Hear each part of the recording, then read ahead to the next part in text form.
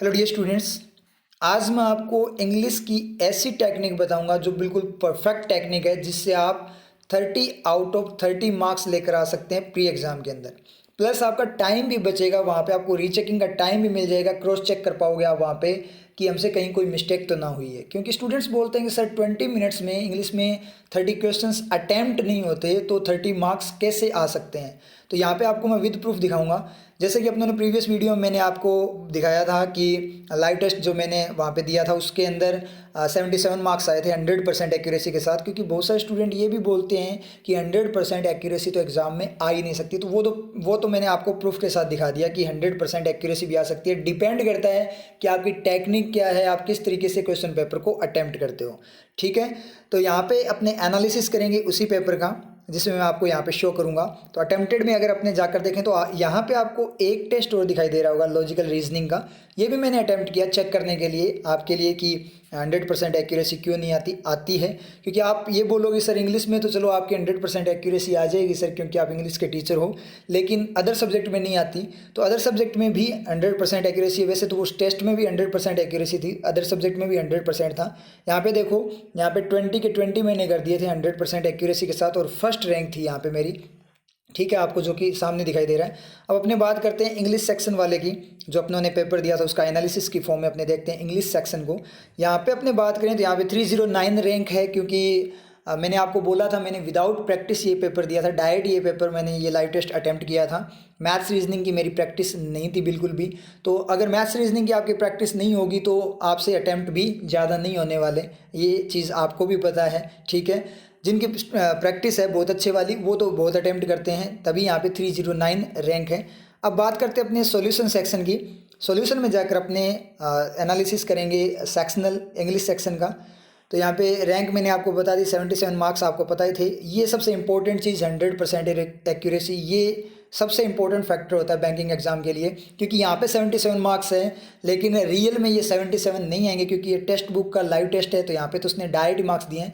Real जो आपका exam होता है वहाँ पे आपको स्केलिंग में मार्क्स मिलते हैं एक्यूरेसी के।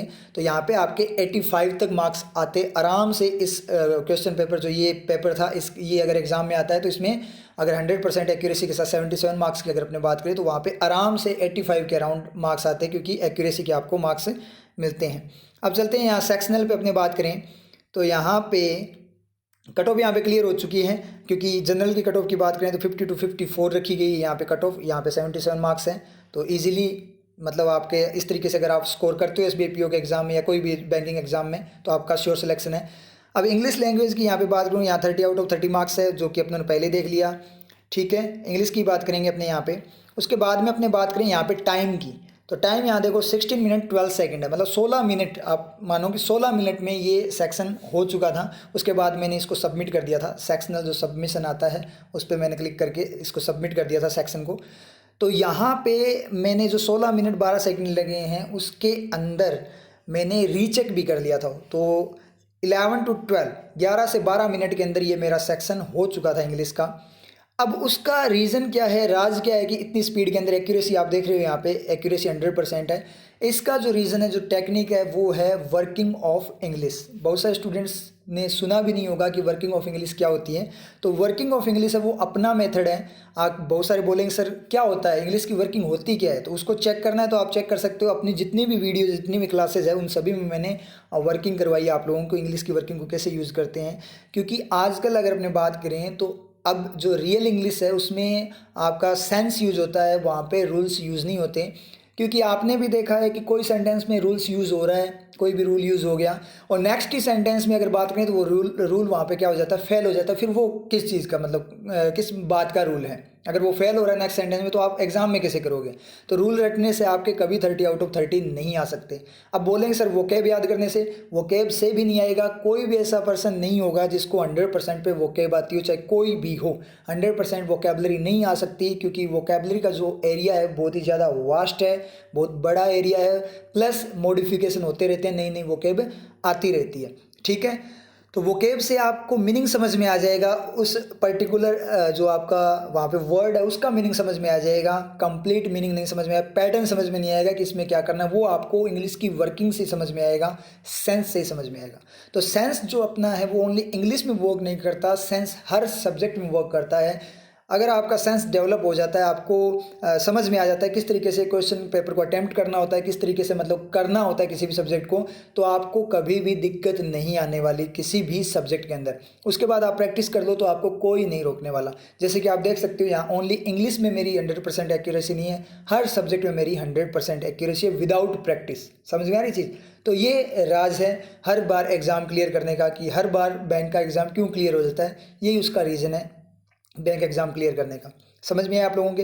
तो इंग्लिश की वर्किंग, अब आप बोलोगे वर्किंग कैसे पता करें सर? तो वर्किंग के लिए आपको मैं प्लेलिस्ट में आपको मिल जाएगा। सबसे पहले आप देखना, आपके पास ज़्यादा टाइम नहीं है तो टेंसेस की वर्किंग देखना, आपको प्लेलिस्ट में मिल जाएगी। उसकी डिस्क्रिप्शन बॉक्स में मैं प्लेलिस्ट प्रोवाइड करवा दूँगा, एंड स्क्रीन पर भी आपको वो प्लेलिस्ट मिल जाएगी। उसके बाद आपको करना है 30 डे चैलेंज इंग्लिश कोर्स। एक बार आप उसको करके देखना, हो सकता है स्टार्टिंग की 1-2 क्लासेस में आपको समझ में ना आए कि क्या चल रहा है, क्योंकि बिल्कुल अलग मेथड अपना, कोई भी रूल नहीं है, बिल्कुल साइंटिफिक अप्रोच है, साइंटिफिक तरीके से चलेगा, सेंसिबल वे में पूरा का पूरा मेथड है अपना। ठीक है, 5 से 6 क्लासेस के अंदर आपको इम्प्रूवमेंट देखने को मिल जाएगा, आपको खुद से ही पता लग जाएगा कि इम्प्रूवमेंट हमारे अंदर आ रहा है। और 30 डे चैलेंज इंग्लिश कोर्स आप कंप्लीट कर लेते हो, उसके बाद में आपको इंग्लिश में कोई भी नहीं रोक सकता। और आपको भी पता है इंग्लिश की इंपॉर्टेंस क्या है एग्जाम के अंदर। विदाउट इंग्लिश आप एग्जाम क्रैक नहीं कर सकते, ये आपको भी पता है। SBI क्लरिकल का रिजल्ट है, उसमें भी आपने देख लिया होगा, विदाउट इंग्लिश आप क्रैक नहीं कर सकते। समझ में आ रही है चीज़? तो इंग्लिश बहुत बड़ा रोल प्ले करता है, प्री के अंदर भी करता है और मेंस में तो बहुत ही ज़्यादा बड़ा रोल प्ले करता है, क्योंकि मैथ्स रीजनिंग तो इतनी ज़्यादा नहीं हो पाती, सभी का बराबर बराबर ही रहता है, सब जितने भी हैं उतने ही कर पाते हैं। और जीके में आपको पता है, जीके भी बहुत बड़ा फैक्टर है, लेकिन जीके में पता है जिस तरीके से अब जीके का आ रहा है उसके अकॉर्डिंग अगर हम बात करें तो इंग्लिश आपका परफेक्ट है, परफेक्ट मार्क्स देगा और बिल्कुल भी गड़बड़ नहीं होगी अगर आपको वर्किंग क्लियर है तो। क्योंकि इंग्लिश अगर आती है तो आती है, नहीं आती तो नहीं आती, उसमें रटने वाला कुछ भी नहीं होता। तो इसलिए अगर आप इंग्लिश की वर्किंग कर लेते हो, आपको इंग्लिश की वर्किंग आने लग जाती है, तो आपको कोई नहीं रोक सकता 100 आउट ऑफ 100 मार्क्स लाने। 100% आपके मार्क्स आएंगे 100% एक्यूरेसी के साथ।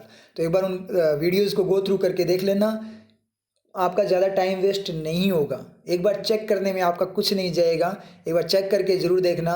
अगर आपको अच्छी लगे तो कोई बढ़िया है, आप कंटिन्यू रखो, ना लगे तो कोई दिक्कत नहीं है, एक बार चेक करना। मैं गारंटी लेता हूँ आपके 100% इम्प्रूवमेंट आएगा, ये गारंटी है। समझ में आ रही है आपके? तो उस जो क्लासेस हैं जो मैंने आपको रेकमेंड की है वो ज़रूर गो थ्रू करना एग्ज़ाम से पहले एक बार, आपको 100% इम्प्रूवमेंट देखने को मिलेगा। और प्रूफ आपके सामने ये है कि इंग्लिश में भी अपने 30 आउट ऑफ 30 लेकर आ सकते हैं।